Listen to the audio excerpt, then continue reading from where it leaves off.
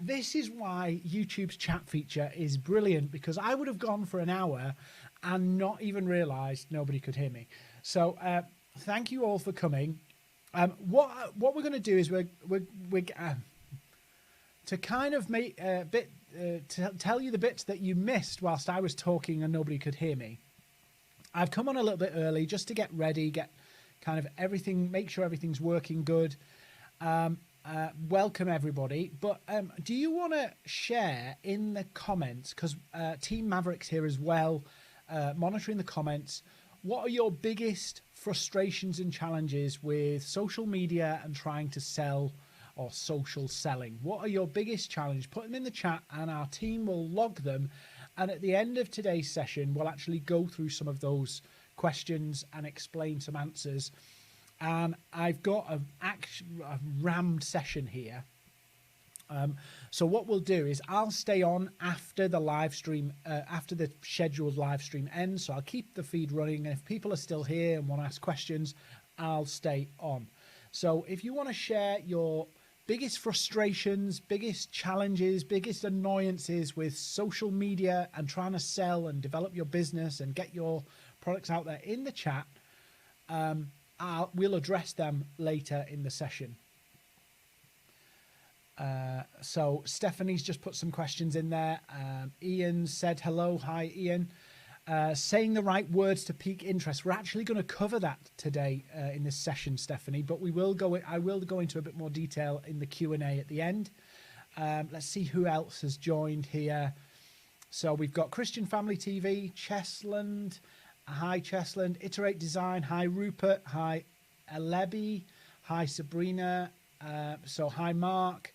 So best types of content to put out. I haven't got that in the slides, but I will put that in at the end of the session. So when we get to the Q&A, Iterate Design, please mention that again, and we will do that. Hi, Nick, in partnership. Great to have you. Yes, I will, Sabrina. I'll give you a little agenda before we start of the things I'm going to cover, and I'm going to cover the principles that you need to be employing to make this easier. You know, social selling, there's so much complexity put out there. And I'm going to give you some really simple stuff. And it's so simple, it's very difficult to misunderstand. Rennie, welcome from Indonesia. David Hazard, you're around the corner. Welcome. Chantal, hi. Puneet, welcome. So we're a couple of minutes away. So please do, the Maverick team's watching. So please do put your questions in the chat and we'll build them up. And at the end of the session, we will do those questions. Is there a replay? Yes, there is. So for the next 48 hours, you'll be able to revisit this link and you will be able to get people, you'll be able to rewatch back and forward as we go. So literally you can skip it up to the sections you want to. Sal, welcome. Brian, welcome. Oh, Glasgow. So yeah, we'll go through all of this stuff and there'll be a nice Q&A session. So what I'll try and do is get through the bulk of the training in about 45 minutes and then give you some Q&A so that you can get everything in. Which social media platforms are best to market in? So Sarah will deal with that one in the Q&A because that's quite a big thing and it really depends on who your audience is, who you're trying to sell to.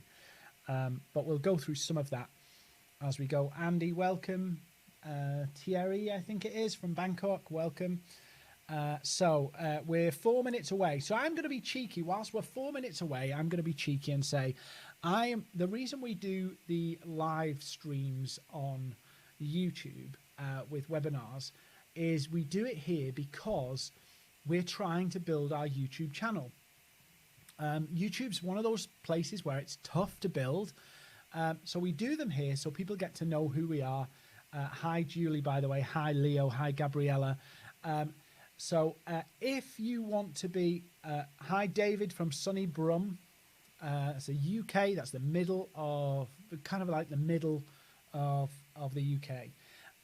So, cheeky question. Would you, whilst we're just waiting to start, there's 131 of us so far. There's quite a few more to come. But we'll see how many people turn up. Could you subscribe to my channel? Being really cheeky. I put out tons of free videos, and every week I do a free webinar on something different. So you'll be able to get to Henry. You're so funny.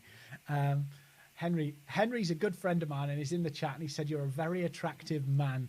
I'll pay you later. Hi, Amy from Wigan. I know Wigan. Hi, Gary.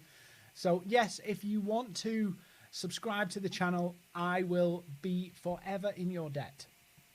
So anybody who wants to introduce themselves, say what they do. Mario, sorry, I can't pronounce your name here. Mayuri, you don't need a website for social selling. A website is generally, I'm based in Cornwall. I live in Cornwall. Our office is in Cornwall. But generally, pre-COVID, you would see me running around the country doing sessions in hotels and conference rooms, and I decided, obviously, to come online more so. Hi, Oliver from Edinburgh. So we are, you don't need a website. Yeah, for social selling, you don't need a website.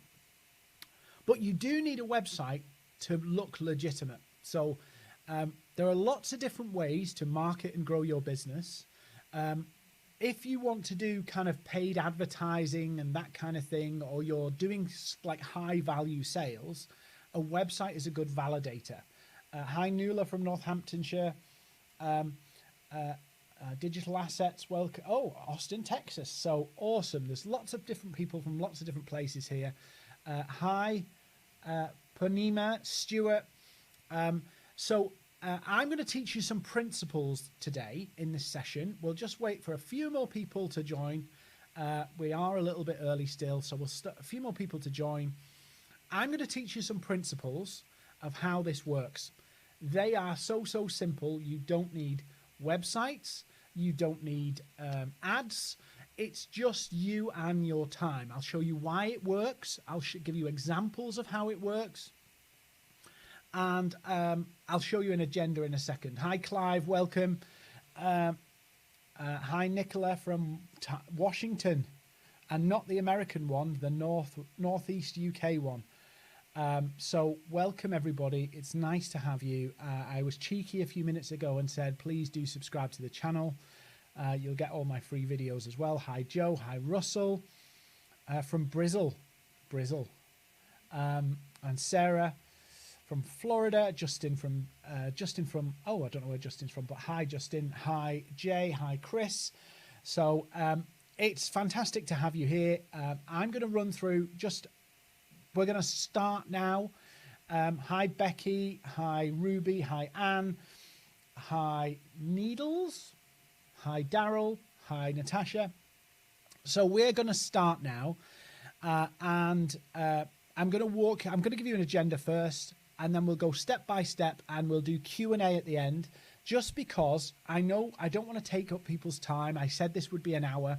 So what I will do is I'll do 45 minutes of training, and then I will do 15 minutes of Q&A so that people can leave if they want to, but I will stay on beyond the 15 minutes. And if people want me to do specific examples, I will do them for you after we've wrapped up the live stream, after we've done the training, basically. So welcome, everybody. Let's just get started. Here we go. So I've been really excited about doing this because our business is geared to help people. That's what we do.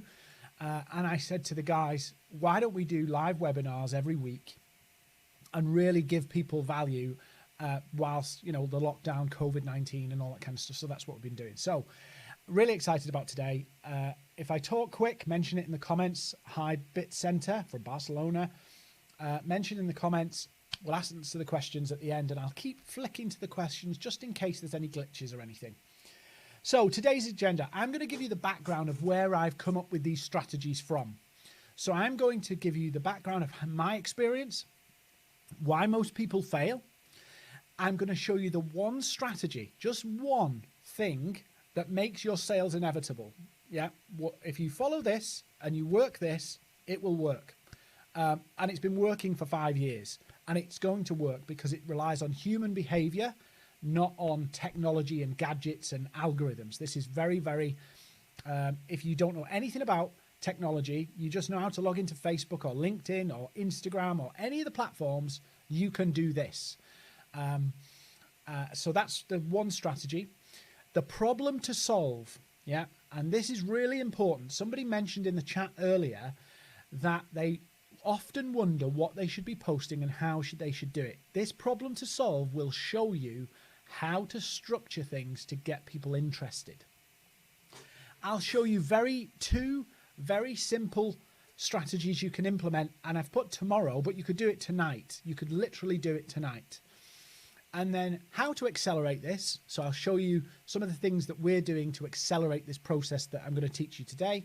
And then we'll do Q&A and demo. So it will be very, very practical stuff. So if you say, can you show me how that works? I will go onto Facebook or I will go onto LinkedIn and I will show you in real time how that works. Hi, Rupert. Hi, Daniel. Hi, Sarah. So let's get on with it. So just a reminder, I will answer questions at the end, so don't worry about that. Okay, so I've been doing this for 20 odd years. Yeah, we've just started, John, so we're just starting now. So how did I get into this? I hated making cold calls. When I first started out, I was working for companies and I was hired as a salesperson. And I'm a salesperson who hates ringing people up. And I used to make all the excuses because I just hated it. I didn't like the thought of being pushy, but also I didn't like the no's. I didn't want the no's.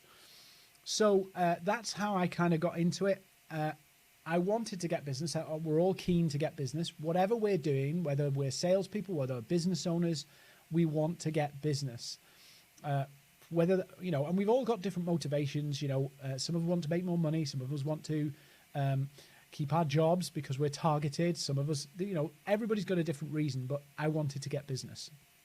And for me, when I discovered this, it was the very early days of social media. So it's 2006, 2007. And I was working for a company, nice company, good company, but just had my first son and I wasn't in a great financial position. So this is how I kind of got into it. So I don't think I'm a natural seller. Now, people say you seem confident. And do you know what? I don't think I'm like overconfident. I think what it is, I've learned to be myself. And one of the things that you will need to come to grips with on any kind of social selling is that kind of bravado front that you put on, you just have to get rid of. People have to accept you for who you are. Sales is very much about relationships these days. So you have to be natural. And I think the reason some people say I come across as confident, I'm actually technically an introvert. The reason I come across as confident is because I'm comfortable in my own skin now, because I'm doing something that I feel comfortable doing. And I needed to hit my numbers and I didn't have a choice really. If I wanted to keep my job, I had to hit the numbers. So that's how I've done it. I've always done it this way because I didn't want to make the phone calls. So where am I now? So I'm still social selling. Predominantly, you will find me on LinkedIn. That's my home. I love LinkedIn. So I will be there all day long. But what I'm going to teach you today will work on Facebook. It will work on Instagram. You might have to tweak it a little tiny bit, but it will work. I employ 20 people, 20 full-time people. They're all kind of over there. Well, not all of them. Social distancing. Some are in the office, some aren't. But, we have a real building. You can Google our building. You can find our staff on LinkedIn. So, I still hate cold calling, by the way. Absolutely still hate cold calling. So everybody still with me? Just let me know that you can still hear my audio and everything in the feed is there. Just let me know that you're there. Everybody see me? Everybody see the screens now? Everything good? Just put yes in the awesome. People are starting to see it. Good. So I'm still doing all the things that I preach, shall we say. So hate cold calling. I've taught this now to 100,000 people. We passed that during lockdown, and we have no trouble hitting our numbers anymore. In fact, yesterday I was talking to people. I am struggling to, I'm poor time manager anyway, but I'm struggling to keep up with some of the stuff that we're doing. So, yeah, as I said, I'm comfortable in my own skin, so I'll tell you my faults before you get to know. So, right, I'm sharing my methods, which have served me and my clients for the last 5 years. These are my methods. You can do what you want with them, but they're my methods and they work. Okay, so I just share a couple of testimonials. I think it's always good to show these just so that people can see what's happening. Richard actually WhatsApped me after he'd been to one of our paid courses, and we taught some of the principles I'm teaching here. I don't think we did all of them, or we did a specific angle of them. And he won a £28,000 video production job. He won the job, £28,000 worth of work, and it was about 2 weeks, I think he did it, 2 weeks, all through posts. In this case, it was a LinkedIn post that did it for him. So I'm going to show you how that happens and how that works and the principles behind it. So social selling, everybody's still here, which is good. Nobody's fell asleep. Social selling combines marketing with sales to achieve results, but it won't work if you're not consistent. Now, I've spoke to so many people, and what they say is, oh, I don't want to do it. But it does work. But you have to discipline yourself to say, I'm going to get into a routine to make this happen. And this is the incentive that I tell people. How much are 10 new clients a month worth to you? Because if you implement this and stick to it rigidly, you just take everything I tell you and you personalize it to you, you will get 10 new clients a month. But you have to do the work. It's not hard work. It's about setting a rhythm and a routine. So it's really, really important that you're consistent with this. So whatever you start, you see through. So that's very, very important. So consistency matters in this. And I've just done this little diagram because social media and social selling has a compound effect. In that, if you just go at it erratically and have no plan, no strategy, you will make a lot of noise and it'll fizzle to nothing. Yeah, you have to be really, really consistent, and it compounds. I'll give you an example. I got a message from somebody last night who I've been talking to on and off for 2 years, who said, Dean, your content really resonates with me. I really want to work with you. That's what I get. I'd be lying if it was every single day I get the messages like that, but it's people saying, I'd love to know how to do this, and can you help me do this? And those people convert into customers. So consistency really does win. So if you don't become consistent, this is not going to work. I'm not asking you to do anything crazy. I'm just asking you to show up and say, I'm going to do this every day and I'm going to work it, because the first month is the hardest. The first month is the hardest because you're adjusting to a new routine. And when I started, I got maybe an inquiry a week. And now it's like 3 or 5 a day. So it's very, very consistent, but it builds over time. It builds over time. I'll tell a quick story here because this is relevant. I ended up in where was it? Norway earlier this year, giving a sales presentation to some very senior executives who travelled in for a business conference from all around the world, and they paid to fly me out to do an 1.5-hour presentation in Norway. And when I asked them how did they hear about me, they said, we've seen your content, and your content really kind of got to us and made us see that there was things that we needed to change. And I was like, wow. And this company paid me to fly out for an 1.5-hour talk. So what I'm trying to get at, the crux of it is you've got to be consistent. You've got to show up, set a plan, and stick to it. So that's more important.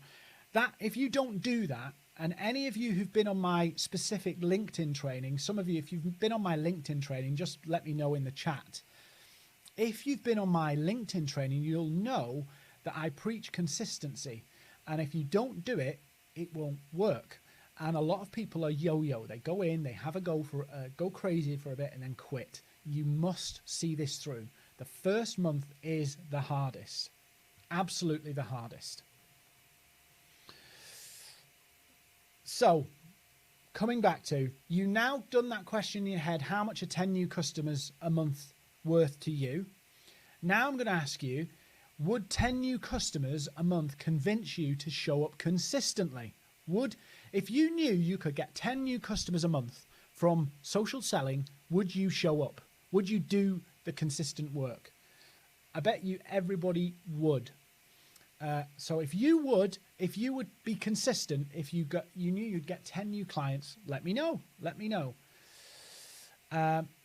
It's really important that you're consistent. It's that important. I'm trying to incentivize you to see that 10 new customers, you have to show up and be consistent. So important.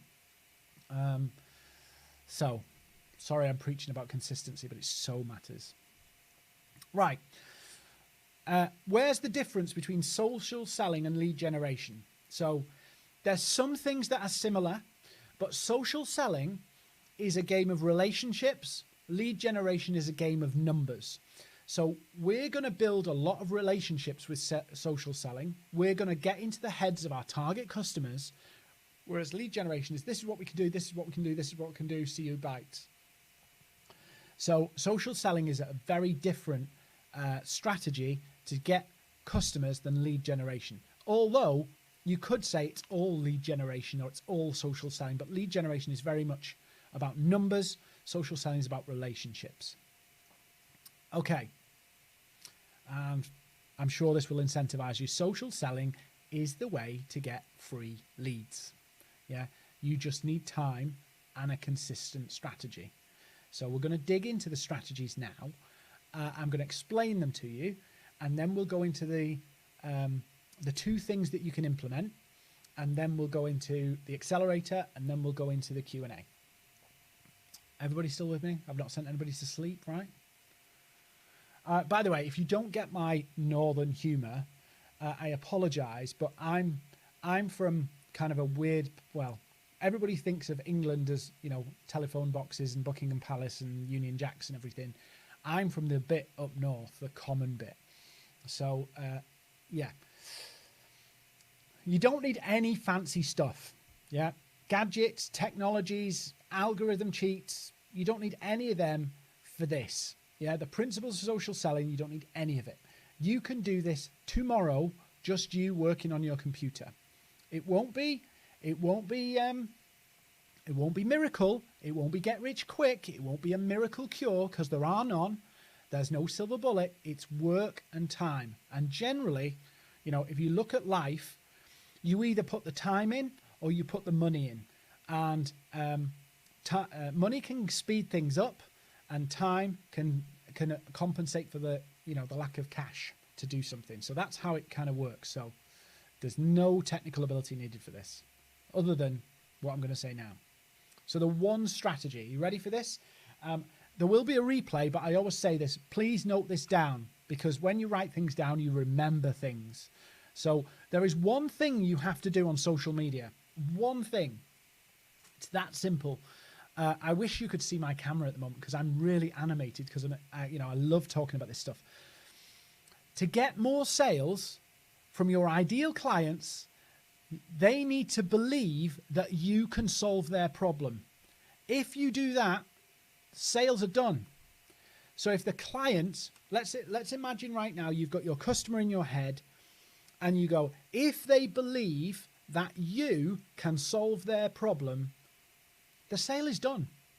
You know, there's no chasing down. It's over. It's done with. They are going to buy from you. So I'm going to explain how this actually works in reality. How do you get them to believe? And this is a basic principle. To get more sales, your ideal clients need to believe that you can solve their problem. And if you do that, you win. It's simple. So all our marketing as a business is about that. All of it is about that. That's all we do. We focus in on that, getting people to believe that we can help them. And if we can do that, the sales take care of themselves. So, belief is discovered, not delivered. Yeah? There's nothing you can say that will make people believe. You can't tell people things. Sometimes sometimes I'll be sat with a business. They'll have a one-to-one session with me, and I'll say, why should somebody buy from you? And they say, because we're different. Well, how are you different? Well, we've got integrity, we're innovative, and they're all describing words that make people say it's the same thing. There's nothing you can say, as in you can't present facts to somebody that people will believe. Belief is encouraged by osmosis. So osmosis is where things absorb in, things seep in. So people, if you Google, and there's a lot of work done on how beliefs are formed, because we know in this day and age, people believe things that aren't even true.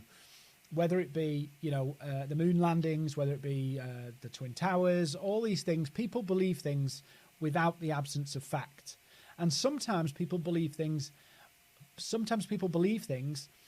that the facts say are wrong or incorrect. So when you start to think about this, this is all you have to do.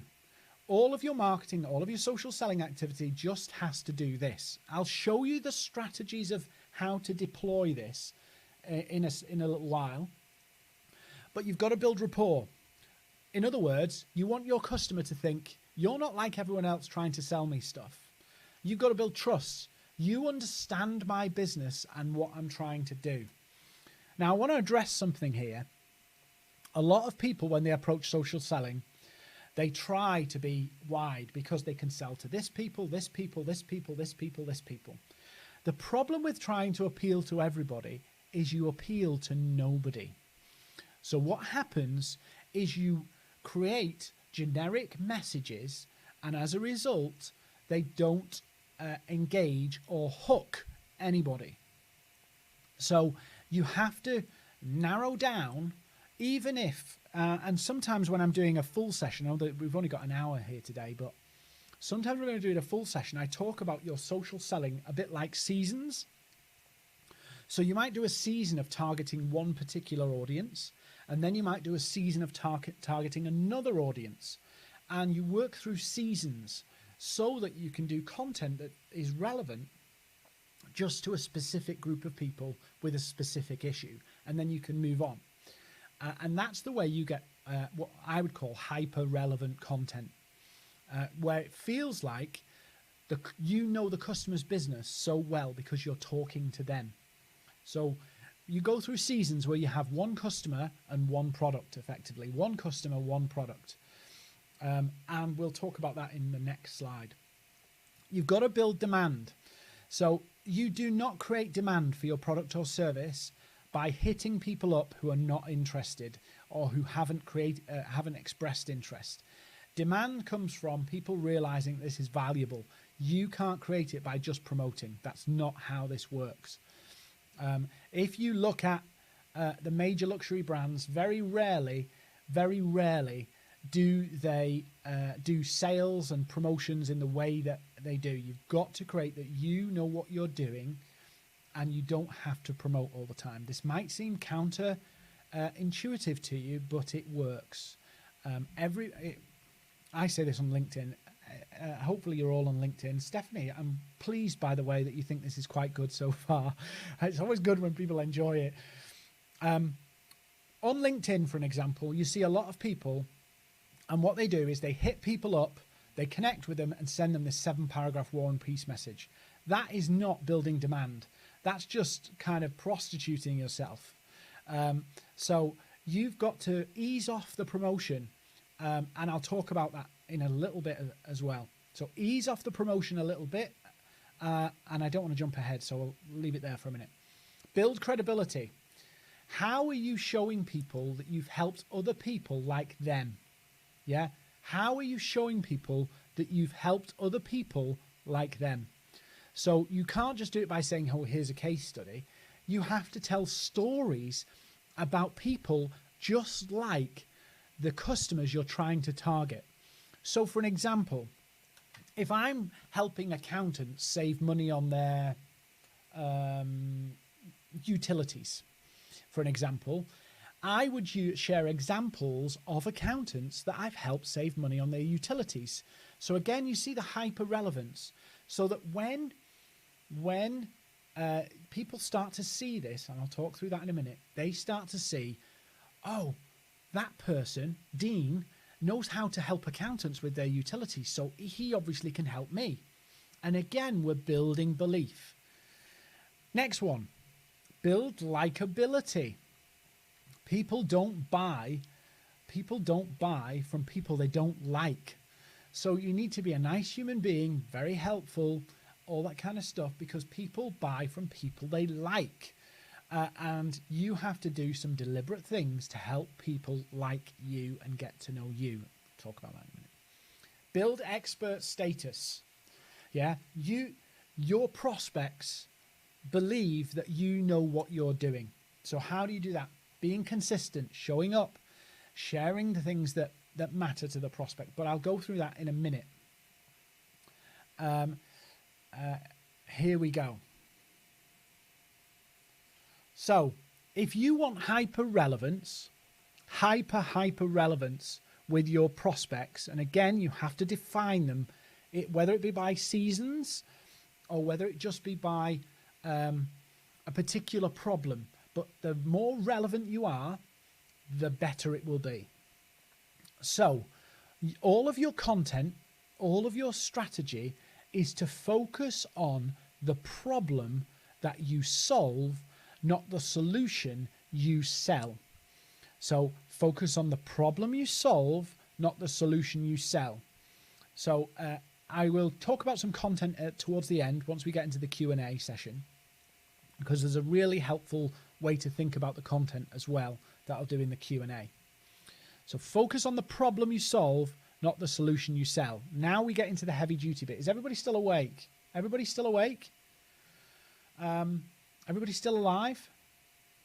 Not putting anybody to sleep?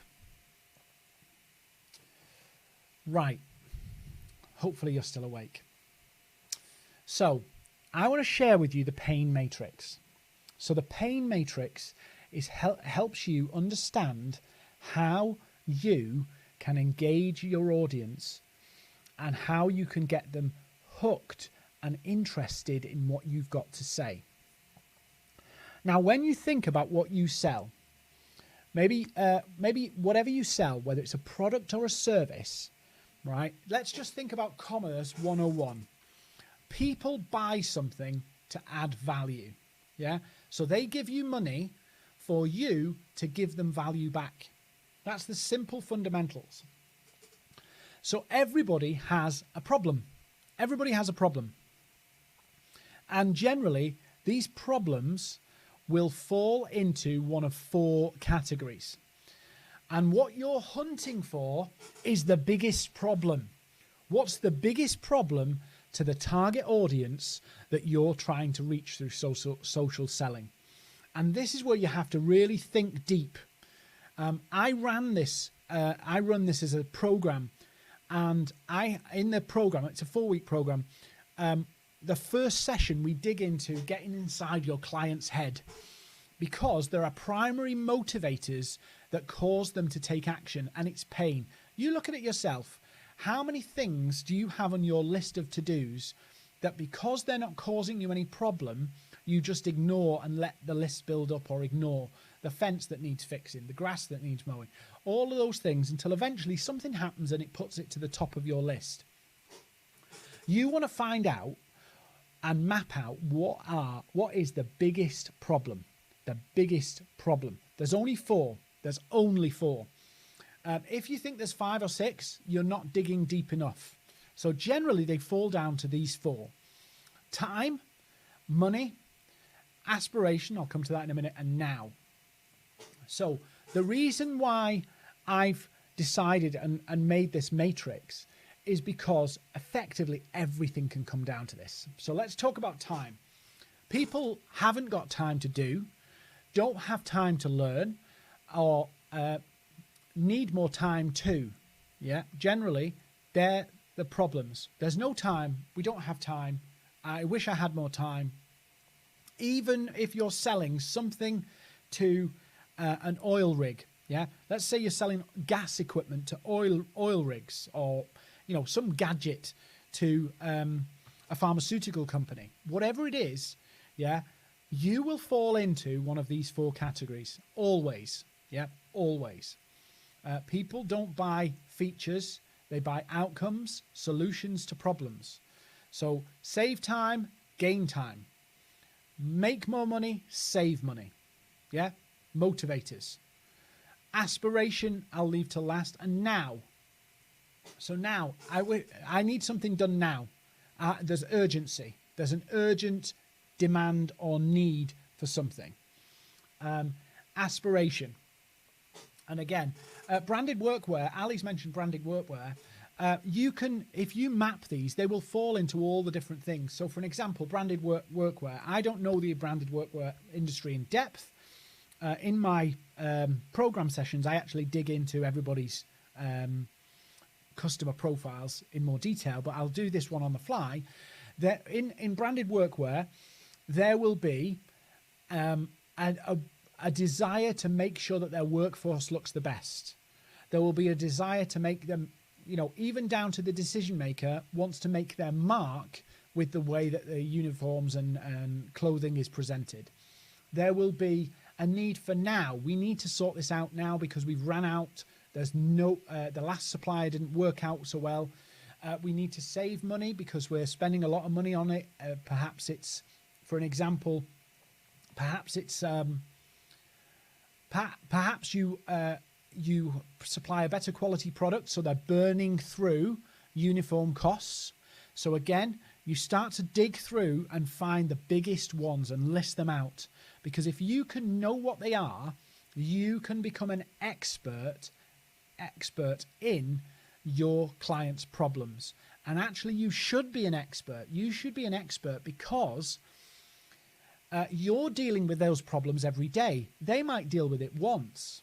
You're working with lots of different companies who are very similar, the same sector, same industry, same problems. You should be the expert of your client's problems, not the client, so that you should be the expert. And the way you demonstrate your expertise is by understanding the problem, and you can then explain to them why that matters.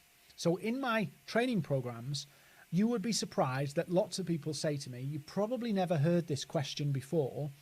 And then they go on to give me a question that I've probably heard lots of times before, because every client, every customer thinks that they're unique. But you know full well that when you're serving lots of accountants or lots of oil rigs or lots of lawyers or lots of business owners, their problems are pretty similar. Their issues are pretty much similar. There's minor variances, but the issues. So imagine the relevance of you speaking into those issues. So the first thing you want to do is map the pain that your problem solves and find the biggest ones. That's really, really important. And some of the things you can do, you can check out keyword tools, for an example. Google keyword tool or SEMrush or keywordtool.io, and you can search in there for the problems and see what the volumes are. So you can start to see which ones are the most popular. Or you can do polls or on social media, on LinkedIn, on Facebook. You can do it on Instagram stories. You can do polls to find out what is the biggest burning issue. Stem cells activated technology. Jojo, this would work as well. This would work exactly the same. The principles of this will translate to any industry, which is why I want to share it. So hopefully you've got round the pain. We're going to go into the 4 cogs. So the 4 cogs are the things that make social selling work.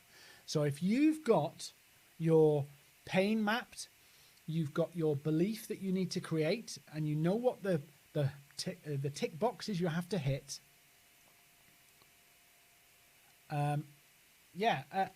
If you're getting value from this, please give us a thumbs up. Please give us a subscribe. I appreciate all of that. It helps get our channel out there. So the 4 cogs. Some of you will have seen this before if you've been on my LinkedIn training. And it's the 4 cogs that you need to have in your social selling strategy. Number 1, content. Content is the biggest driver of everything that you're going to do. You do not need to spend hours and hours writing blog posts. You can do this with posts. And all you have to do is write posts about the pain and posts about the outcome. I actually call it the PODS system, which I teach in my program. So it's problem, outcome, decision, solution. You have to produce content into all of those areas, because if people don't get that, they won't buy. So pain-focused content, outcome-focused content, and that can be sharing stories. It can be anecdotal information. It can be inspirational information, but it's all geared around a particular audience with a particular pain point. And of course, remember, we've got to convince people that you're a nice person, you're a good person, and they like you.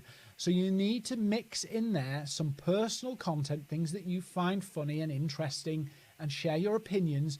But remember, don't do anything divisive. So if you have a particular political persuasion, stay away from it, because you don't want your personal preferences to become roadblocks to revenue. So personal content's fine, pictures of you doing things, all that kind of stuff, but be you. Be you. You don't need to hire a graphic designer to do this. You can share your own stuff.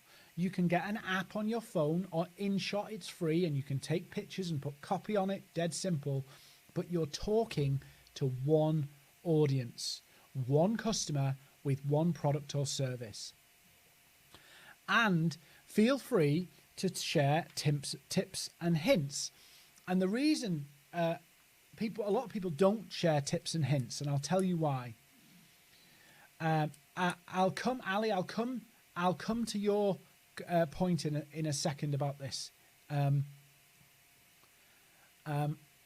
Tips and hints. Some people worry about sharing too much information, particularly if you're in like a service business, a coach or a consultant or an advisor of some kind. You will probably feel even more nervous about sharing tips and hints, because you'll be worried that you'll give people too much information and they'll go and do it without you. And I had a massive revelation about this. And it was this: just because you give people the information doesn't mean they'll do it. I know, for an example, a good number of people who are on this session today, there's about 400, nearly 500 people on this session today, will not implement. Yeah, they'll listen to it all and think, oh, that was interesting, that was good, but they'll do nothing with it. So I have a business that runs a program that gets people to do this and gets people past their first client. So they get their first client using this process. So don't be afraid of sharing too much, because you can, don't give your trade secrets away, but give people enough information. And I say, give people enough information to be dangerous. In other words, give them enough to have a go, and know that you know what you're talking about. Remember the tick box, you know what you're talking about, because that way they will know when they need help who to come to. Or remember the Ghostbusters analogy, who you're going to call. Give them enough information that they can have a go, and then if they need help, they know where to come to. Engagement. Right, this is really important, really, really important, whether it's LinkedIn, Facebook, wherever. Engagement is the secret to visibility. So I'm going to talk about deliberate engagement. So deliberate engagement. So I'll talk about a LinkedIn example, then I'll talk about a Facebook example. Everybody's still here because we're now going into the practicalities here. So I want to make sure you get this. So now we're getting into the practicalities. So whether you're on LinkedIn, whether you're on Facebook, wherever you are, once you've defined who you're going after in this season, yeah, you then deliberately, purposefully start to engage with them. So on LinkedIn, that's very easy because you can start to search. You can search by job titles and all of those kind of things. And you deliberately interact. And I'll show you this strategy practically laid out in a second on another slide. So you deliberately engage. And that means liking, that means commenting, but not just commenting, oh, that's nice. You have to comment in a way that's conversational. that gets people to reply. So they might post about the weather. You create a comment that converses about the weather. How do you do that on Facebook? So how do you do that on Facebook? Because you go, it's a bit weird to connect with people you don't know on Facebook. But it's actually really easy to do it on Facebook.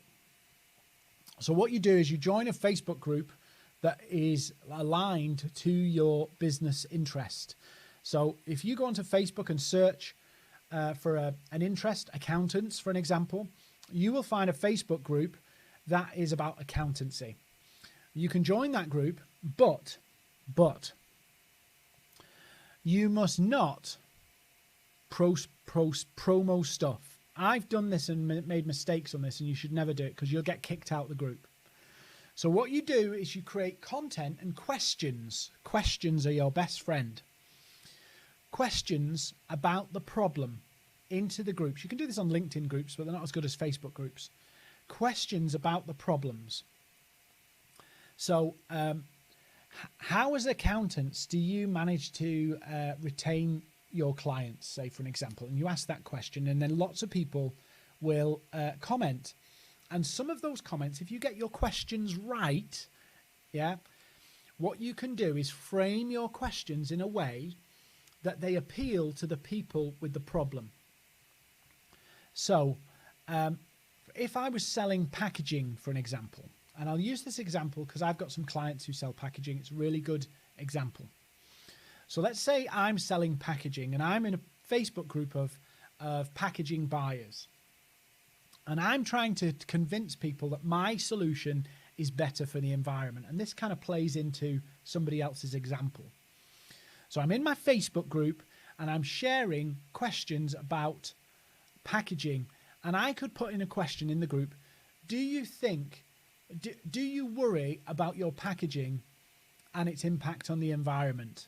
Yeah, and you're looking for people who respond. People respond and comment and interact, and you connect. You interact with them on the post. So you put your post up in the group with the question and ask for opinions, and then you respond and interact with all the people who are sharing their opinions, which helps amplify the post, because then the algorithm goes, oh, this post's interesting, more people are seeing it, so it lets more people see the post. Likes and comments increase visibility. So you put all those questions in the groups, interact with all the people, and then friend request them or connect with them and say, I hope you don't mind me sending you a connection request or friend request. Thought it'd be great considering we've had the interaction on the chat in the group or on the post or whatever. Very few people will turn you down. Very few people. So what you're doing now is you're building your LinkedIn account, your Instagram account, your whatever account, with your Facebook account, filled with people who are in the target you're trying to reach. They've identified that they're interested in that issue, and now they're your friend, or they're your connection, or they're your follower, or you're following each other. Everybody with this? Most people don't get this. This is just, it's so easy, it works. Matt's just asked, who has the problem? The problem has to be the decision maker. What's the decision maker's problem? So Matt's asked an interesting question, and I'll answer it before we move on, and then I'll speed up a little bit. Matt's question: who has the whose problem? It depends on who the decision maker is, because there's the company's problem and there's the decision maker's problem, and the decision maker will be motivated by their problem. So they will be dominated by their problem. So that's the hook, their problem. So again, connection, you connect with anybody who is engaging with you. And then all of your content on your profile is about problem, the outcome, and leads generation tools that help people self-identify with the problem. So if I was selling branded workwear, I could be doing posts about I could do a quick download that I could share with people, whether it be just a PDF uploaded onto my LinkedIn account or what have you. 5 ways to improve your reputation with customers using branded workwear, or 5 ways your branded workwear could damage your brand.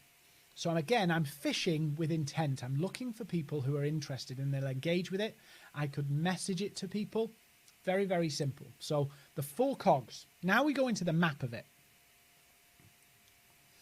Oh, this is somebody who did it. They did it in 2 weeks. They created a £2,500 sale just by following this process. I realize I'm going through it quite fast, but I don't want to take up too much people's time and kind of push them on. Yes, we will send a replay and details after the session as well. So it's so simple, people underestimate this. So it's that simple. So here we go. There's 2 quick strategies you can implement now. Absolutely now. You know about the belief. You know about the problem and the matrix. There's 2 quick strategies you can do right now. So this is the first one, the 7 steps. Yeah, the 7 steps. It's fairly self-explanatory. Like and comment. Step 3, connect, friend, follow.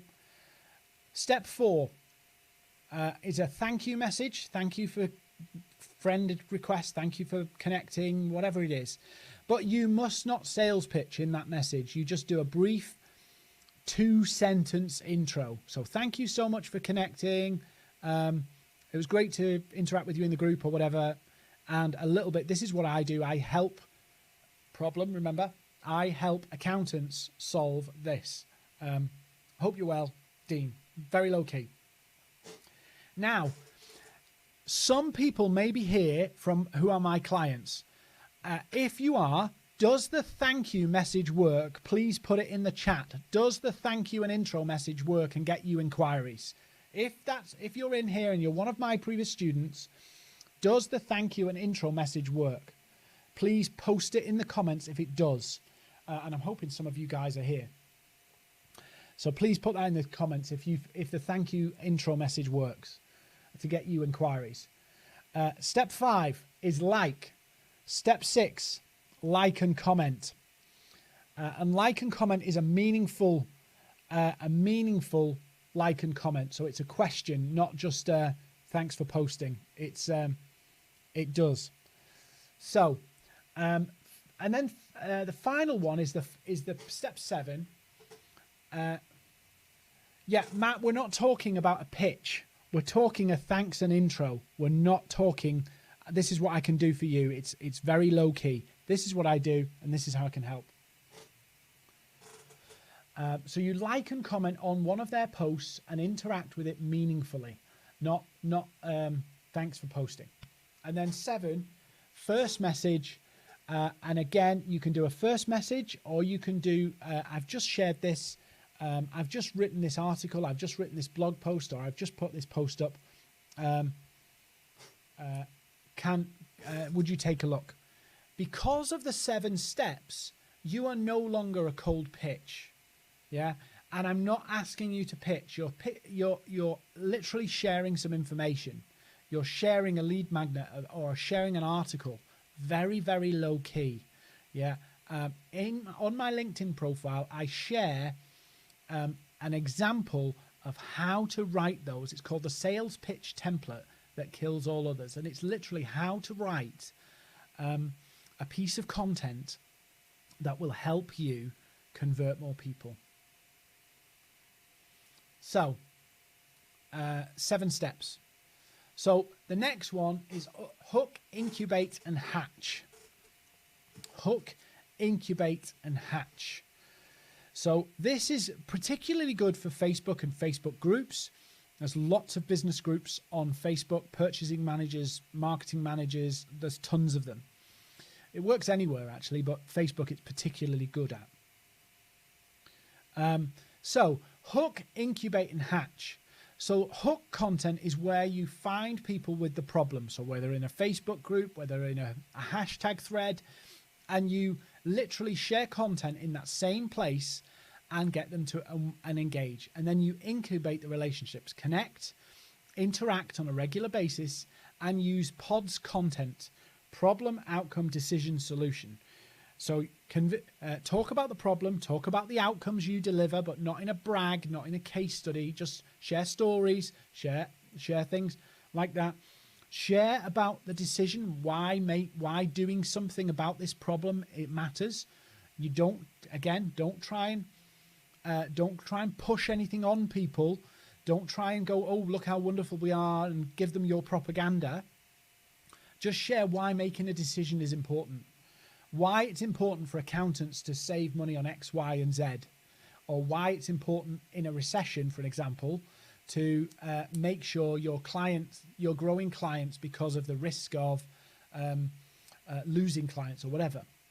So you incubate them, interact, and share pods content. And then it's hatch time.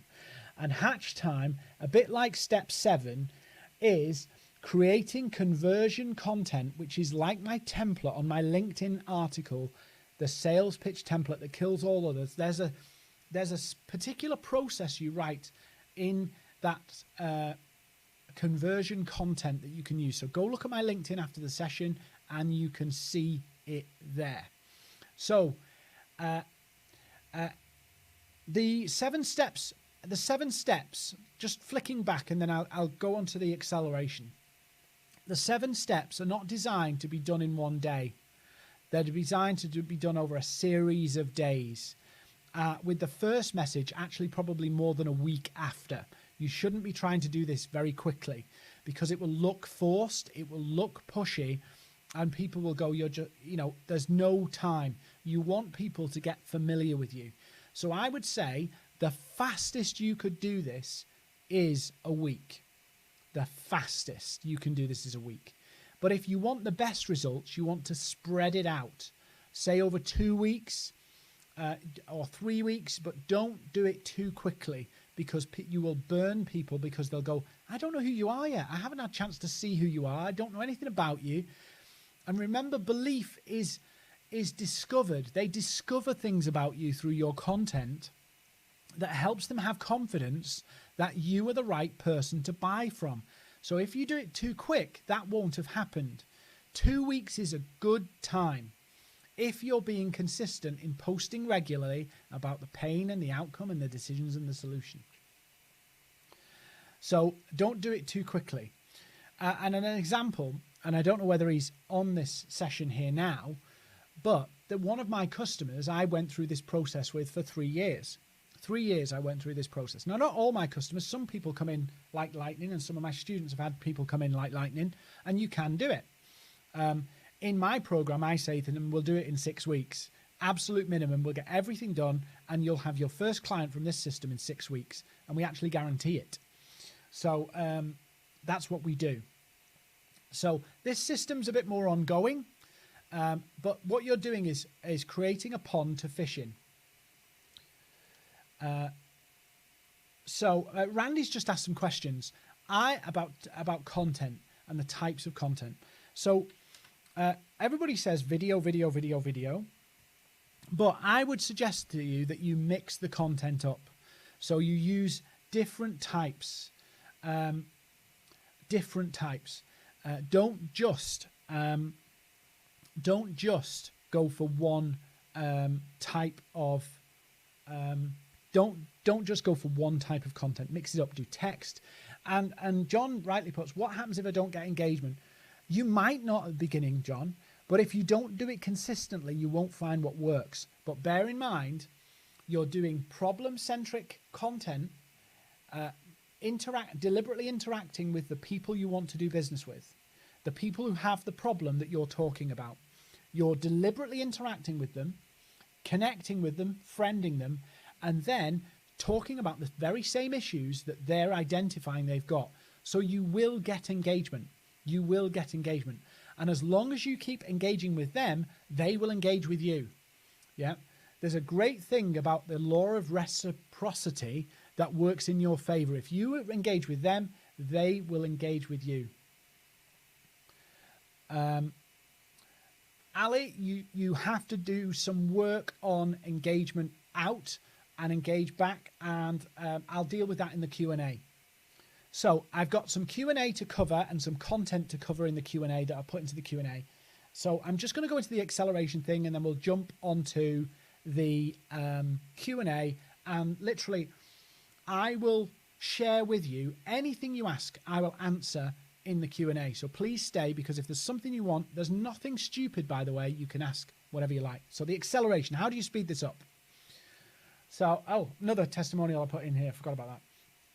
So Jackie, she's in aluminium products, so manufacturing stuff.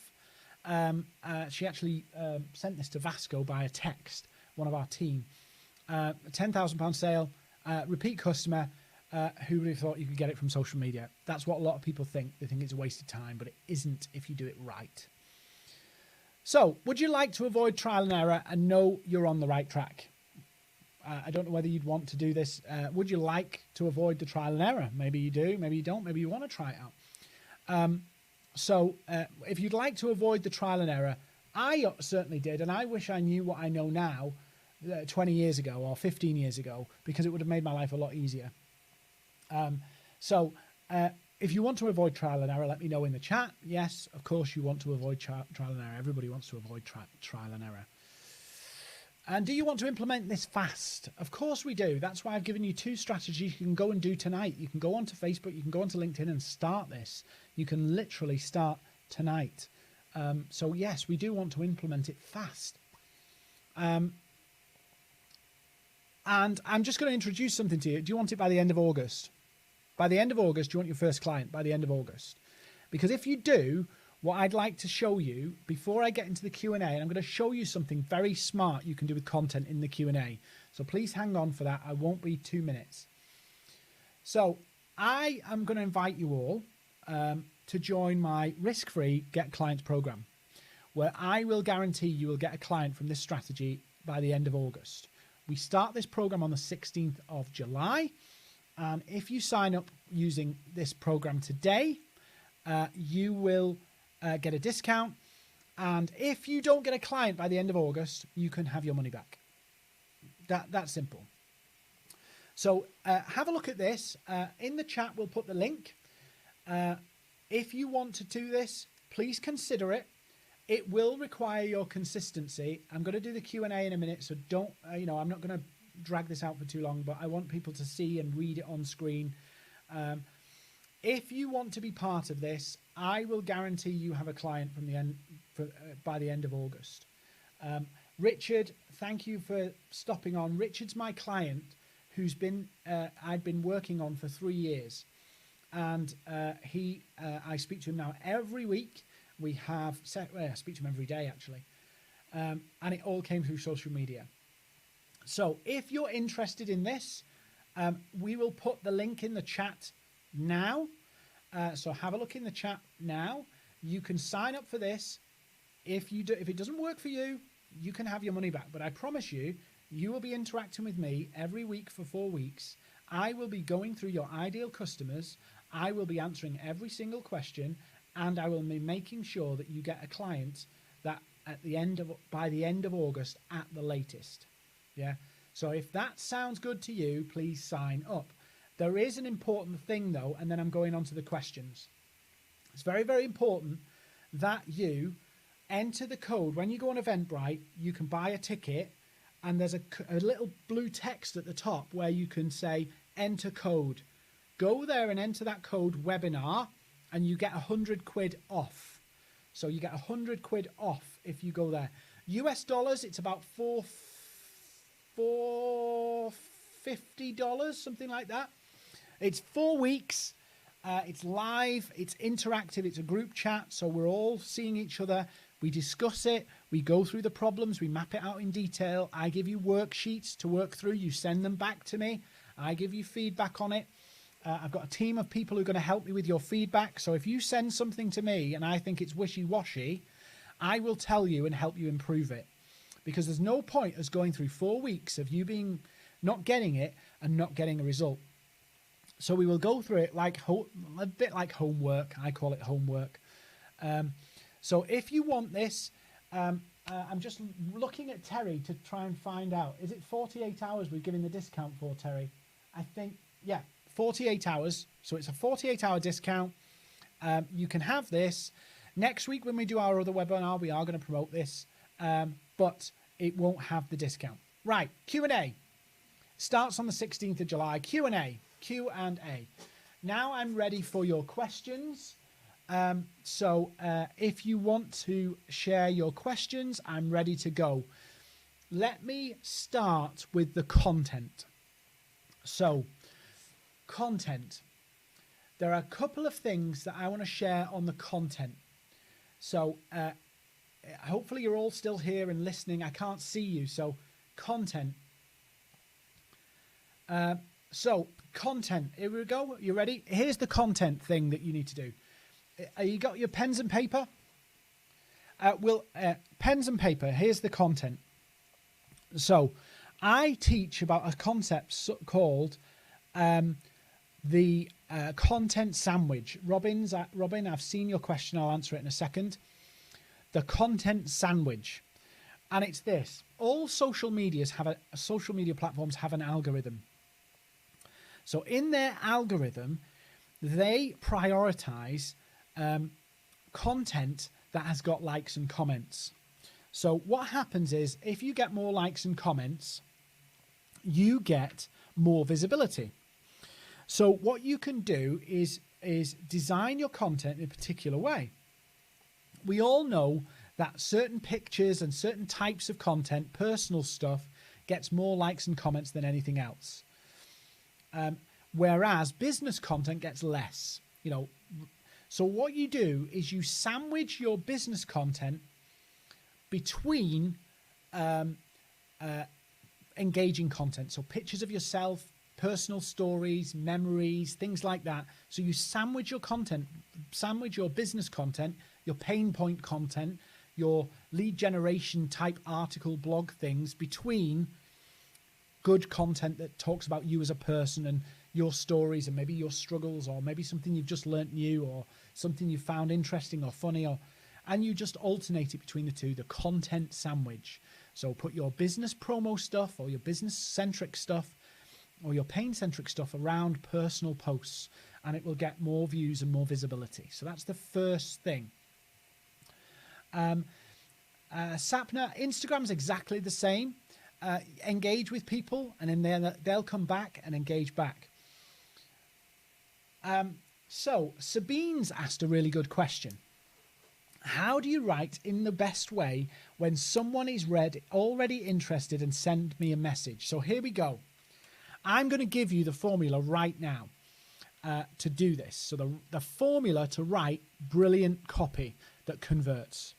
So you ready with pens and paper? You ready for this? Everybody still ready for this piece of tip? So to write compelling copy, you have to follow the P method. So the P method is this. Leah, I'll answer your question in a minute. So the P method, are you ready? Write it down, P method. So the first thing is you choose your headline, which is either the pain point or the outcome. So how you can, for my client engine thing, how you can get a new client, at least one new client by the end of August, guaranteed. Yeah. So that's one type of headline. Or you can say the reason why you're not getting clients, or the reason why coaches don't get clients. Yeah. So you're using the pain point or the outcome as the title. That's the first bit. Then the next bit of this piece of content is to, what I call, put salt in the wound. So if you're a coach and you're struggling to get clients, it must feel really frustrating. And what you do is in the first couple of sentences, it's really good in blogs and articles, this. So this is good for your step 7 of your 7 steps. You labor the point of the pain. So you might express the pain. Remember the pain matrix? You might express the pain in the various different forms: the money, the time, the aspiration, the now. And you labor that point. You rub salt in the wound to get the person emotionally engaged in what you're saying. Then what you do next is you start to talk about the picture. The picture. So pain, picture.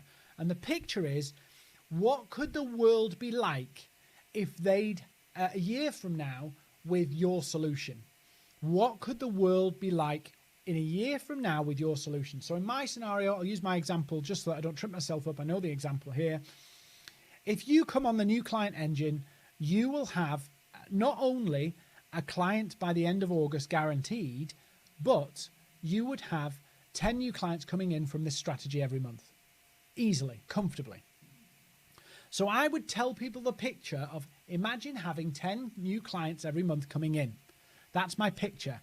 I'm getting them to imagine that they don't have the problem. So imagine they don't have the problem. So that's pain, picture, now proof. And the proof is not a case study. It's a story or an example of somebody else who's in the same situation as them, so a coach or a business owner, who's had the outcome that you've just told about in the picture. Yeah? So they've had the outcome that you have already shared. Yeah? Dead simple. So the proof is just an example, and I use the example of Sally, who's a coach. She's been through the Client Engine program, and she was frustrated. She had no clients. She was considering going and getting a job, and then she went through the Client Engine. She now has a steady stream of clients, and she's actually looking to take on an associate coach. That's an example, a picture, a proof. It's a story that relates. It has to be true, of course. You can't just make them up. That would be unethical.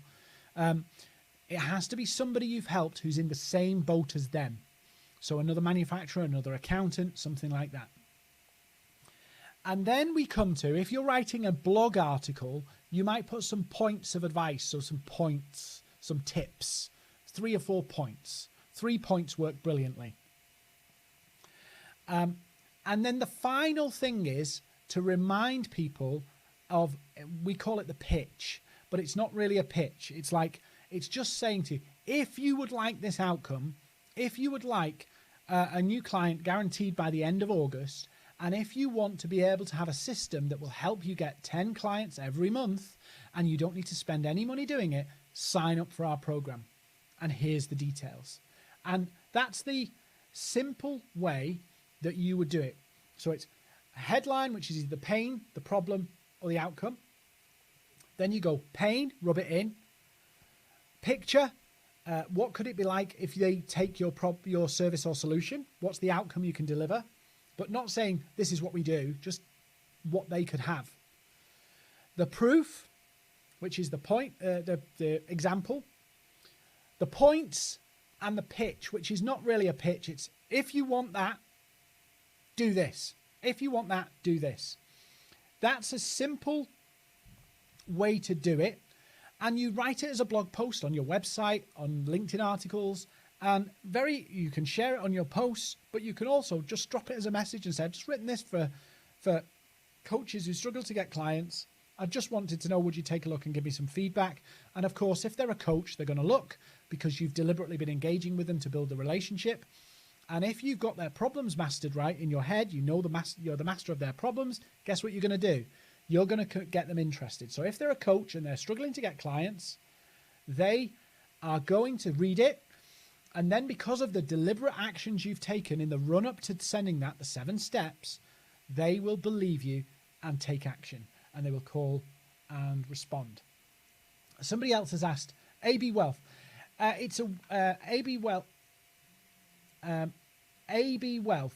has asked, it's 2 hours a week. So it's 2 hours a week, the Client Engine, 2 hours a week for 4 weeks. In between, I'll give you some actions to do. So we're not going to wait till 4 weeks are over and you go, I'm implementing. We're actually going to implement as we go. So we'll do an hour of training and an hour of practical where you're actually doing it live. And, you know, if you go, I don't know what to write, I will help you live. So it's very, very interactive, and we will get you through those 4 weeks, but you will start implementing from week 1. So it's a 2-hour session that works. Ali, yes, we do one-to-ones. So what we'll do is we'll send an email round, just drop an email into us. If you want a one-to-one, we can arrange that. Let me just... they are... Oh, I should ask this. Stephanie's asked a really good question. And then any more questions, put them in and we'll put some more. Stephanie's just asked a question of, How are the video calls done? They're done by either Zoom or Google Hangouts. They're recorded.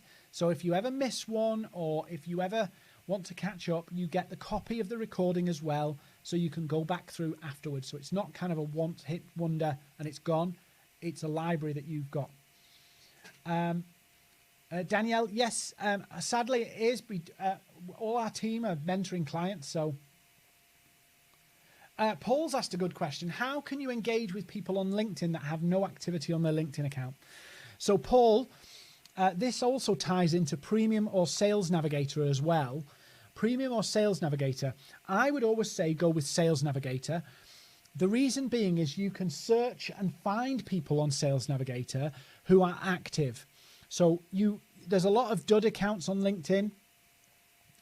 There is lots of different people. So what I would do is I would go with Sales Navigator, because you can find the people who are active.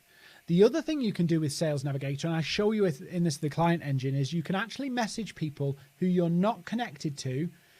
That will allow you to send message to them without using in-mail credits, even though you're not connected. So Sales Navigator is powerful. Best tips for increasing connection base, Keith, is the 7 steps. There is a little cheat where if you've got a database, you can grow your connections faster. If you go into My Network and then scroll down to the bottom, there's a section called More Options, and you can upload a database. But in the Client Engine course, I'll show you how you can build a list of up to 5,000 prospects in 20 minutes for maybe 100 quid. 5,000 prospects for 100 quid, and show you how you can connect with them all like in a week without getting banned.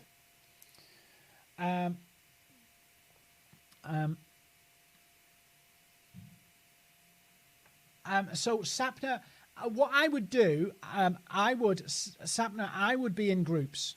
If you don't want to spend, Sapna's got a skincare business. This applies to them as well, by the way. It applies to B2C and B2B. I would be on Facebook, because you've got more control over the interactions. And I would then be getting into the groups of the beauty, people who are obsessed with beauty, and I would start to be interacting with them, makeup tutorials, people doing all that kind of stuff, and show people the product. That's how I would do it. Any other questions? Let me tell you what I'll do is I'll put my LinkedIn profile in the chat. I'm full on LinkedIn, so I might not be able to connect with everybody. But if you go on there and go into my articles, you'll find... Oh, I've done it wrong. Sorry.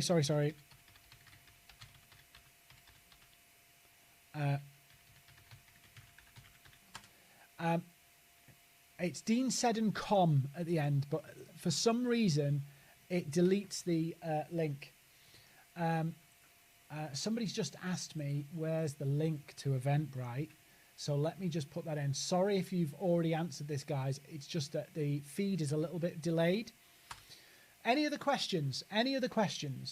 I'm here until everybody goes. So if you've got questions, you've got me for however long.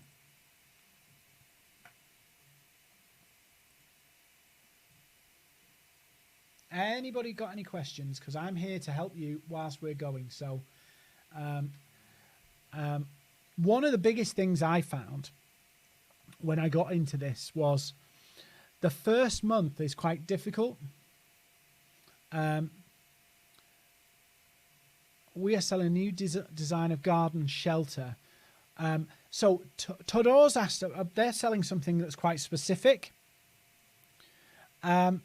So what you do is you map it down. I would imagine if you're selling B2C with a garden shelter, you would map it down to aspiration and what they want to do with the garden. So they want to have nice afternoons in the garden. I would need to dig into it in more detail, but I would imagine that your problem is aspiration. And I'll give you an example of an aspirational problem. And then, Sal, I'm going to answer your question as well. An aspirational problem. Why do people buy Lamborghinis? The average Lamborghini drives 5,000 miles, never sees a road track. Quinn, yes, Carol. The vast majority of Lamborghinis never see a racetrack. They get 5,000 miles on them. So why do people buy something to spend so much money on something for 5,000 miles? And the average person probably spends about £20,000 a year looking after that Lamborghini for 5,000 miles. So that's £4 a mile that they're spending to have that Lamborghini, not counting the purchase of the Lamborghini. They buy the Lamborghini because they want to tell the world they've arrived. They want to make a statement to the world. If they didn't have the Lamborghini, they would need to make that statement in another way. Some people, for whatever reason, want to make a statement to the world. And by aligning with their pain is, I want to show people that I am whatever. I'm successful. I'm affluent. I'm a good business person. I'm good at my job.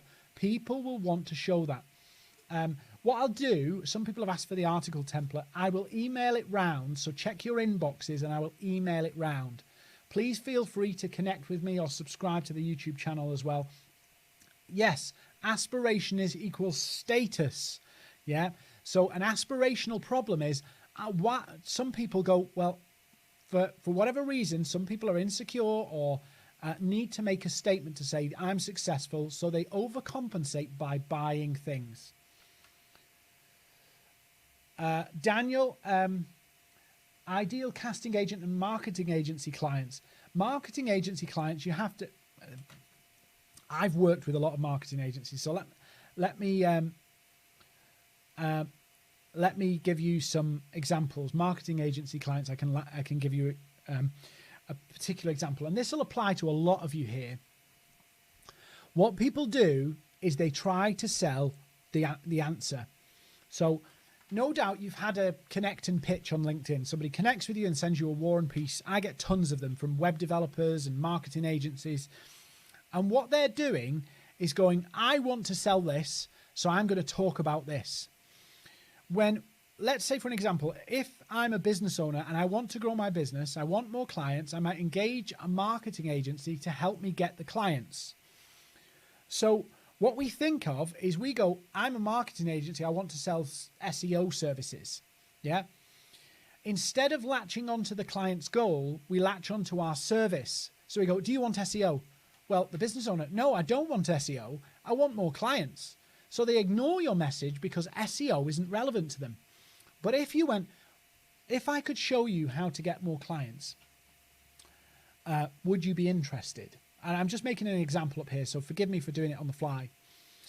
And they'd say, yes, absolutely. But what if I showed you that through optimizing your website, we could get you more leads through your website? Would that be interesting? Yes.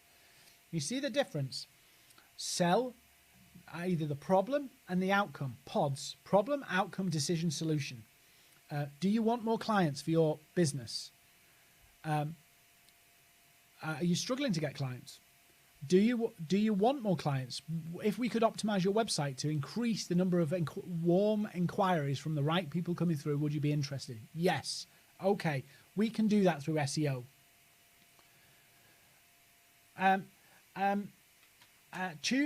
Todo, if you haven't got proof yet, what I would suggest you do is, I think you're doing an app. I would beta test. So I would beta test to get some examples, or I would ask some people to demo it, to see it, so that you can get their feedback. Very, very simple. Just that's what I would do. There's still a couple of hundred people here, so I'm still going to hang around for questions. I would do a plug, wouldn't I? Please, would you subscribe to the channel if you're there? Please subscribe to the channel. If you got value from this, please subscribe to the channel. B2C. Carol, how would you use the company page? So one of the things that's happened, yes, we do, sorry, there's lots of questions coming through now.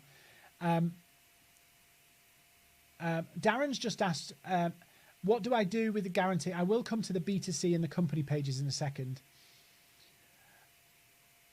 Darren, have a conversation with us. Obviously, there's two caveats to the guarantee. Obviously, if you're selling something that's not available for sale yet, this is how prep works. So we can't sell by the end of August. That's the first one. But we would work some arrangement with you if you wanted to do it. We would do the work with you and work that out. The other scenario is somebody says, oh, well, I want to actually bid for 3-year contracts and they're £1 million. If the contracts aren't available to have the conversations by the end of August, obviously that's different. But the vast majority of businesses can do that. Right. I've got Kay and I've got Carol's questions, so I will come to those in a second.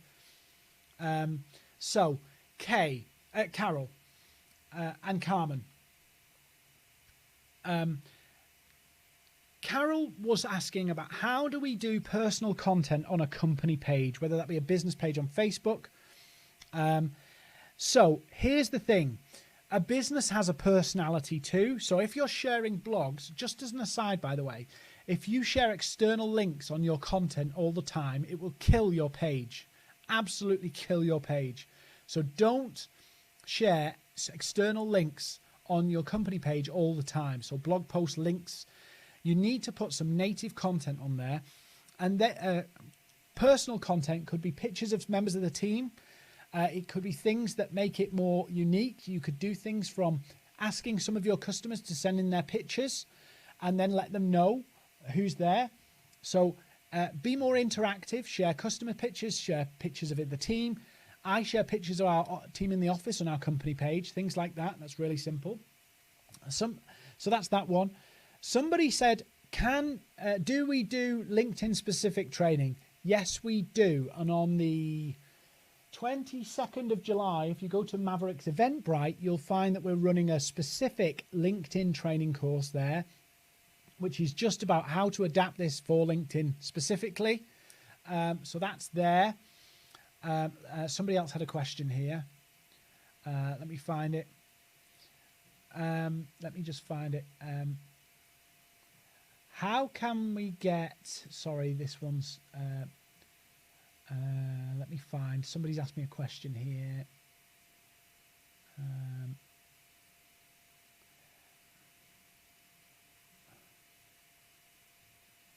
More engagement. So what I'm talking about with social selling is personal profiles. So if you interact with them, they will interact with you. Most social media algorithms have this kind of invisible tether, so that if you interact with people more and they will interact with you more, you see each other more. So if you've ever been on Facebook, or you'll probably see people asking ridiculous questions. Yeah. Do you like blue lunch boxes or red lunch boxes? You'll see silly questions like this on social media. They are deliberately there because anybody who likes and comments will get to see you more. So in your content sandwich, you ask some questions that are not promotional, not business related, to get people to engage with you. It really does work. Somebody else asked a question. I just want to... Carmen's asked something. Carmen, look of founds at the moment. I'm not sure what you mean. If you want to put that in again. So, Kay, how do you engage with people, large clients, about pensions? So, depending where you are in the UK, there's different regulations, but again, it doesn't have to always be. You've got a target audience, you've got engagement posts, and you've got business posts. Your engagement posts can be more broad, they can be more personal, they could be about themes, and those are things that will drive your visibility. So on LinkedIn, you see a lot of people sharing YouTube clips. Now, I'm not saying you have to do that, but YouTube clips can be a very good way to do it because you can see what's popular, see what people liked and engaged with, and then share that. And it works really, really well. Let me just have a look to see.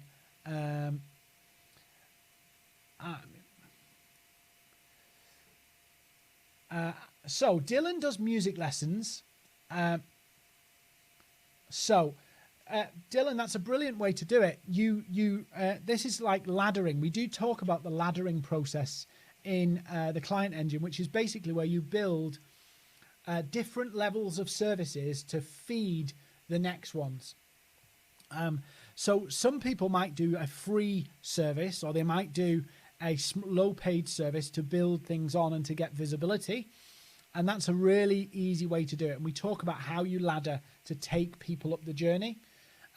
Because if you're selling, say, something that's very, very expensive, say, you know, £10,000, you can't just do it cold. You have to build that rapport, and that rapport threshold's higher.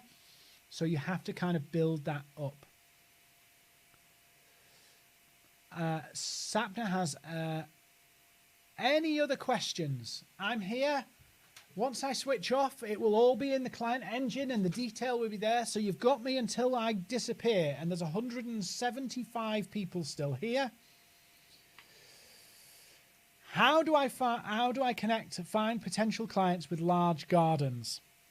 So here's Todo. This is really, really easy, depending on where you are, but this is really easy. And I'm going to share a secret with hashtags here as well whilst I'm at. So hopefully your ears will prick up and see the hashtag thing as well. So whether you're on LinkedIn or whether you're on Facebook, Facebook's easier for large gardens. So what you can do is think about it like this. If people are in groups about gardens, they take their gardens seriously. So it's very, very simple. Go into the groups with the gardens. Don't post promo stuff.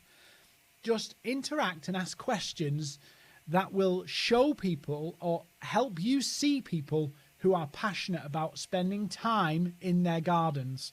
And again, it's really important. If you're selling Zia, I'll come to you in a second as well. You have to structure the questions perfectly to bring the right people out of the woodwork, so to speak.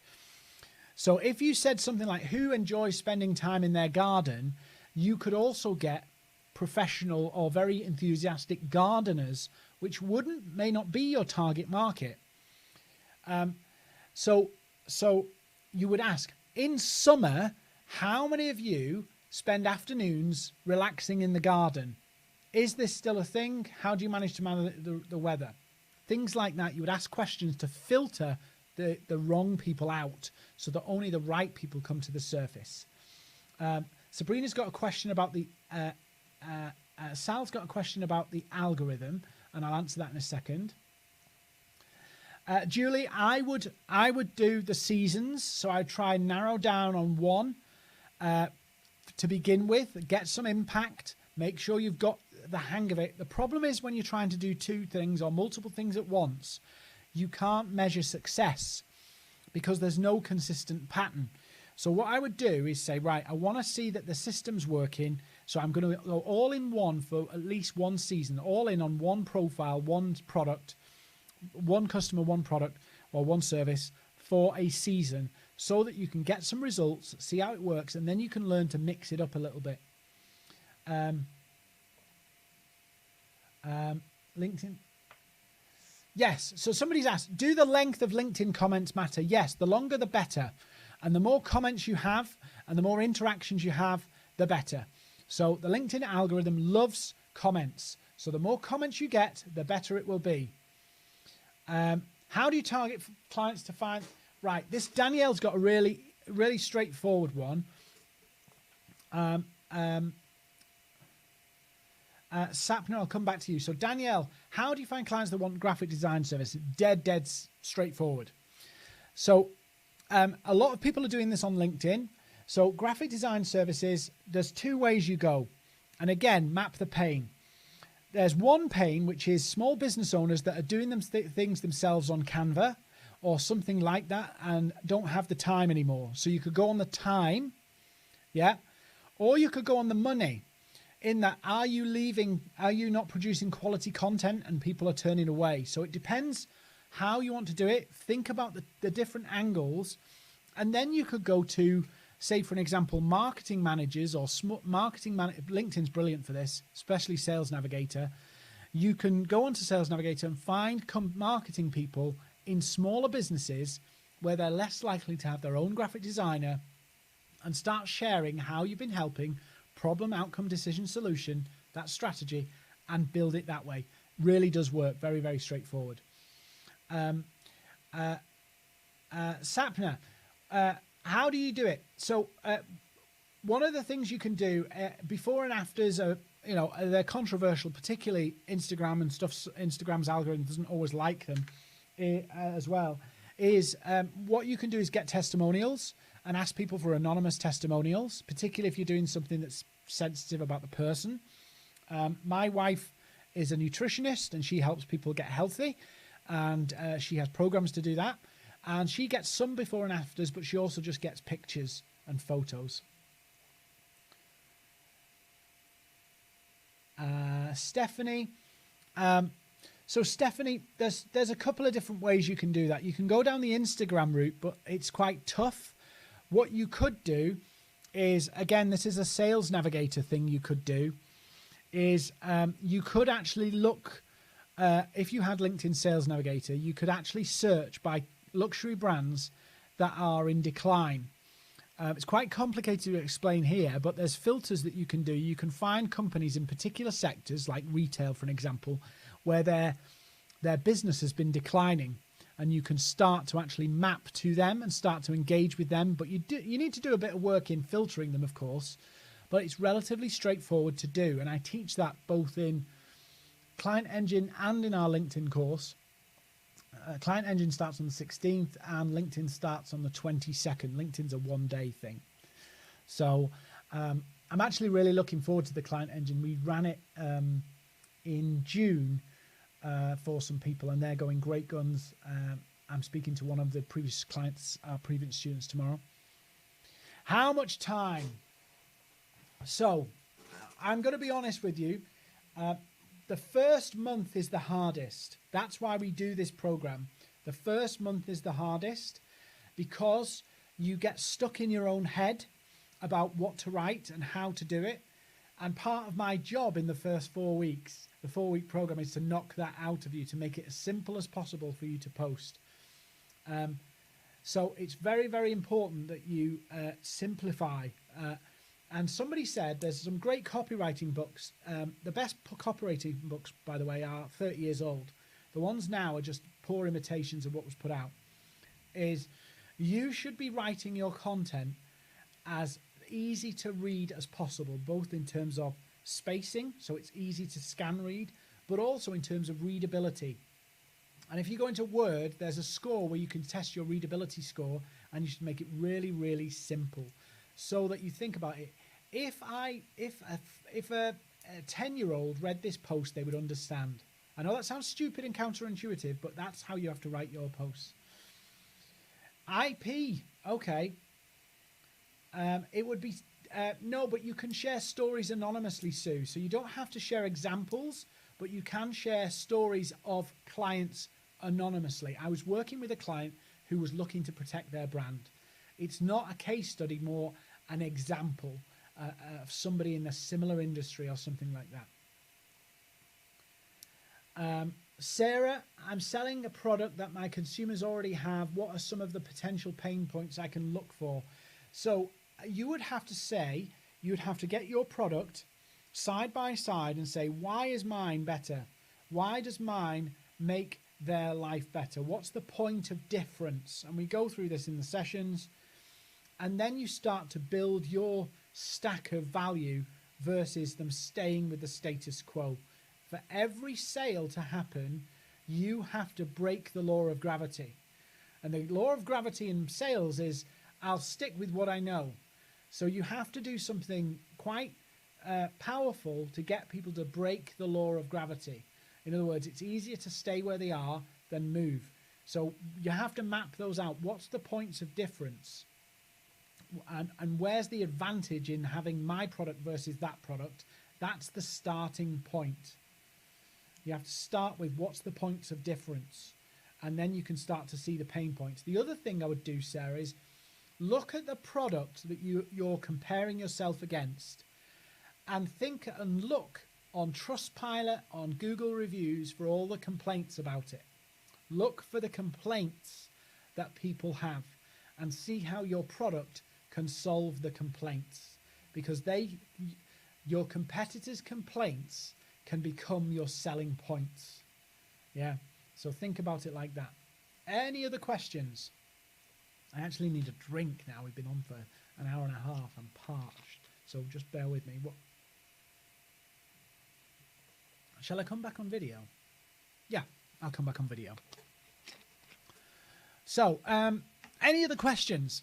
I genuinely, I know, you know, every webinar you have to do a sales pitch and everything, but I love doing my sessions. I do this for free. In fact, I am doing it for free right now. But I love doing it because I love those light bulb moments, and I love the stories coming back when people have got results, and I love people going, that was fantastic. So, you know,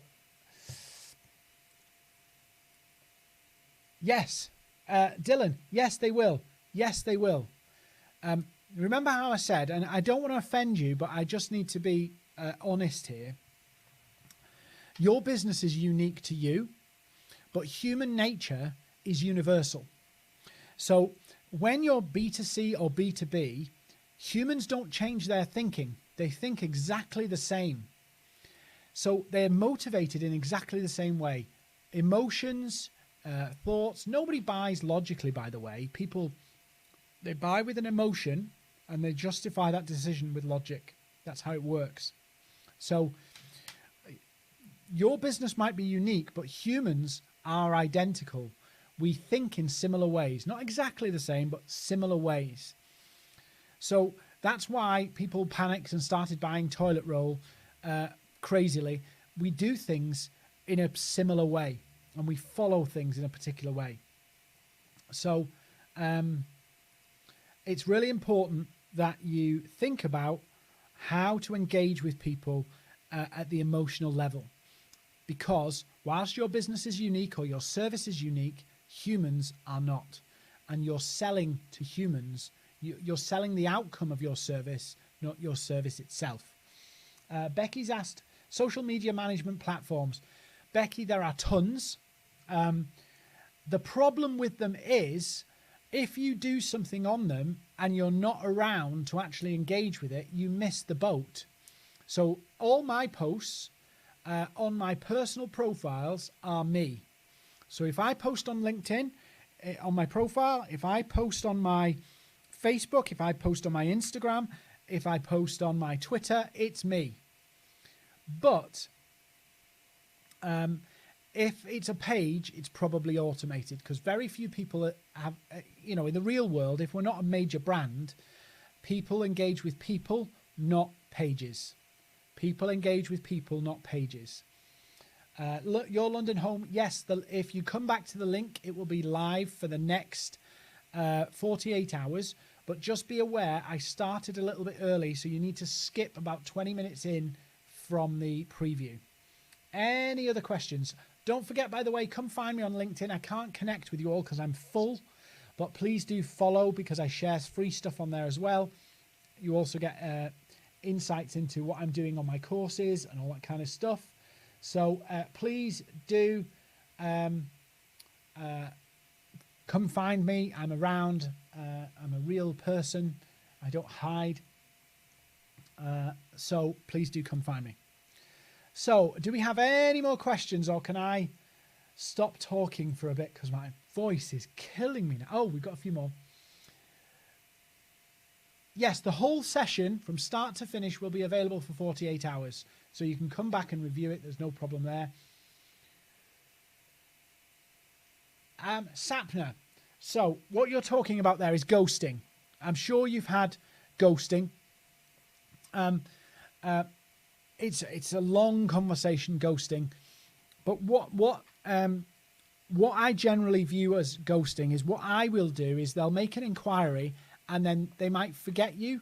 So that's why it's the purpose of engaging is to keep people in your mind and to not follow up in the classic sense of sales, but to follow up in terms of keep interacting, keep engaging, and what I call bringing people to the boil, which is that let people come to you, let people engage with you, build it up, don't push. I'm sorry, it's a long-winded conversation to get into there, but you have to bring people to the boil. Ghosting is a natural thing that happens, and that's why it's good to have a system working in the background, working on lots of people, engaging with lots of people, because some people it won't be the right time to buy. I shared with you the other day or earlier about the person who came back to me 3 years later, who actually was in the video, in the chat, and he's a wonderful guy because he tells people to buy my stuff, which is great. But 3 years, I had one person contact me yesterday that was 2 years and said, loving your content, we need to do something, I need to get back on this, can we have a conversation? So it is building up over time. London Home. Okay, Facebook ads. Okay. I have generally nothing against ads, and I use ads to promote, to give me scale for these webinars, for an example. So I will use ads to promote them out, but it depends what you're trying to do.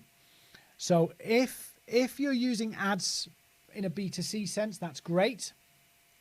The downside is that once they've seen your ads, you have to capture their data if you want to be able to follow up.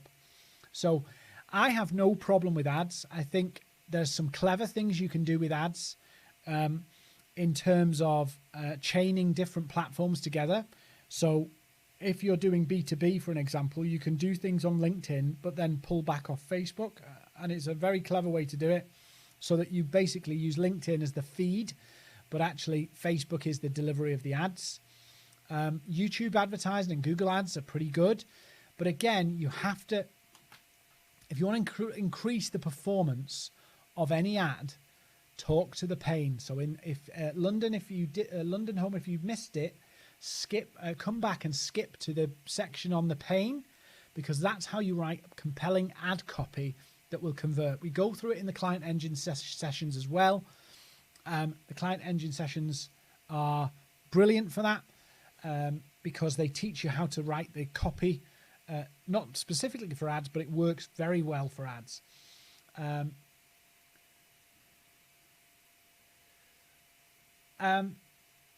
So Sarah's asked, on the 7 steps, like and comment, that's their post, that's your prospects' posts, not your posts. Although, if you do your copyright, remember what I was saying about the copy just a minute to London Home, that's a great way to do it. So, yes, use the problem matrix and the template, the P's, to write your ad copy or to write your posts that will get engagement. London's just asked, sorry, please be more precise. Sorry, I didn't mean to.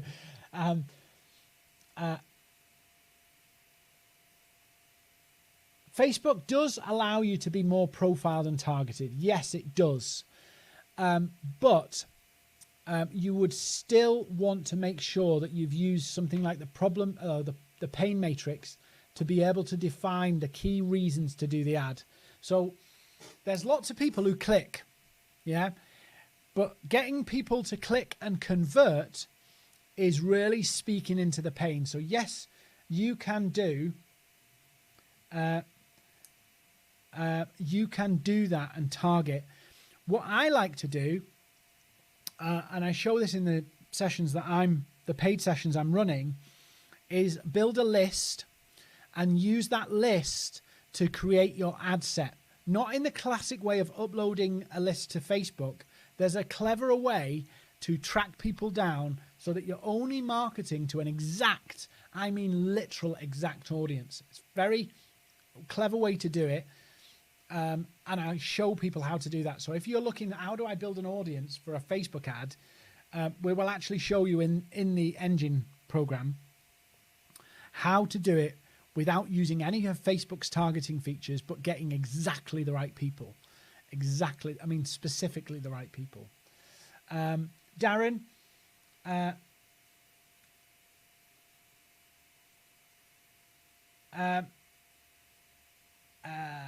Darren's asked, yes, Darren, we're doing lots of training. Drop us a line, and we'll touch base and see how we can help. Absolutely no problem there. Right, if there's no more questions, I just want to say a last couple of things. So thank you for coming. I would appreciate The time slots for Stephanie's just asked, the time slots, they will be late afternoon. So you will be able to get them in the morning of the US. But Stephanie, message us. And if there's enough people who want a later slot, we'll do a later slot, like a repeat slot. That's absolutely fine. There's a couple of things I want to sign off with and thank you for. Thank you for coming. Thank you for paying attention to me for an hour. I hope I've had value. If you want me to help you execute this step by step, join the Client Engine program. We'll email you the link. Finally, if you've enjoyed this session, this is really important to me and I really appreciate this. Please go to Trustpilot and Google reviews and tell people what you think. The reason being is that's how we get our credibility when people say, are these guys just making it up as they go along? Please do it. Trustpilot, Google reviews, and I would love to see you on the Client Engine course. So thank you so much for watching.